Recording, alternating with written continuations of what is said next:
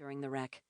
Though Bartolome had assigned him the simplest of jobs on the island, lookout in a hastily constructed crow's nest, exposure, hunger, and rot had finally gotten the better of poor Pablo.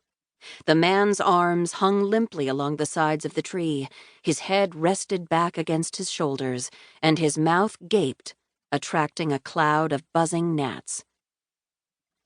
Had Bartolome time to send up a prayer for the man's soul, he would. As it was, he broke into a desperate run up the beach and through the trees, only slowing once he reached the edge of the mangrove forest. "Capitan?" Rosario panted when he caught up. "What is it?" "Perhaps 'tis our deliverance." Bartolome wheezed painfully, grabbing his side where his broken ribs had only recently begun to reknit themselves. Gingerly, he lowered himself until he lay flat in the sand, then motioned for Rosario to join him and added solemnly, "Or perhaps 'tis something to be dealt with quickly and violently." Hitching his chin toward the vast, endless blue, he did not need to say more. The brown hull of the approaching vessel was easily visible. So was the faded yellow of the mainsail as it flapped drunkenly in the breeze. His midshipman frowned, licking cracked lips as he glanced over his shoulder at the crow's nest. Upon spotting Pablo, he winced and whispered, "Poor bastard." Then he turned back and asked, "Could she be Spanish, Capitan? Can you see what flags she flies?" Bartolome peered through the spyglass.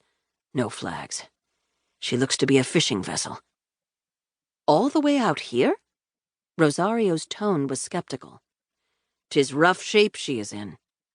Through the magnified lens, Bartolome watched the lone figure on board frantically toss a bucket of seawater over the side. "Taking on water," he added. "Likely the sorry sod was caught in the storm," Rosario surmised. "Could have been drifting for weeks. Lucky for him, he happened this way." How lucky or unlucky the man is remains to be seen, Bartolome thought coldly. This side of the island was unprotected by the reef. At high tide, the surf reached all the way to the leggy roots of the trees. But now, at low tide, a narrow ribbon of sand was revealed. On it lived sand fleas. The tiny bugs skittered away from their exhaled breaths, only to come crawling back once they inhaled, in and out, back and forth, like the sea herself. Bartolome paid the creatures little heed. His entire focus was fixed on the boat's prow as it plowed onto the thin stretch of beach, hissing its arrival as it made contact with the sand.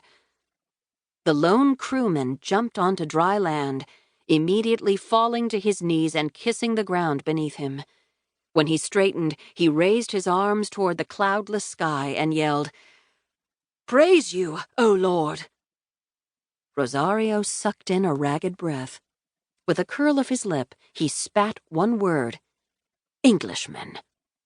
"Stay here," Bartolome commanded after curling his fingers around the conch shell half buried in the sand beside him and jumping to his feet.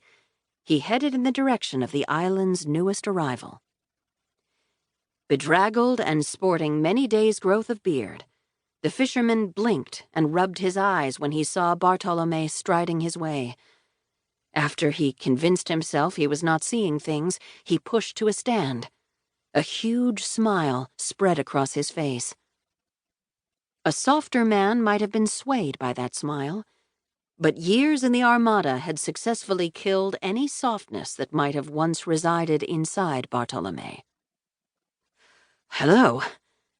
The fisherman lifted a grubby hand in greeting. "I thought for certain this island was uninhabited, but I am so pleased to discover it."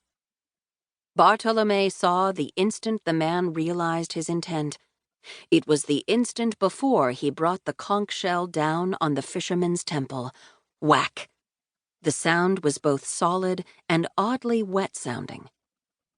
Bartolome half expected the shell to shatter in his fist, and did not relish the thought of finishing the task with his bare hands.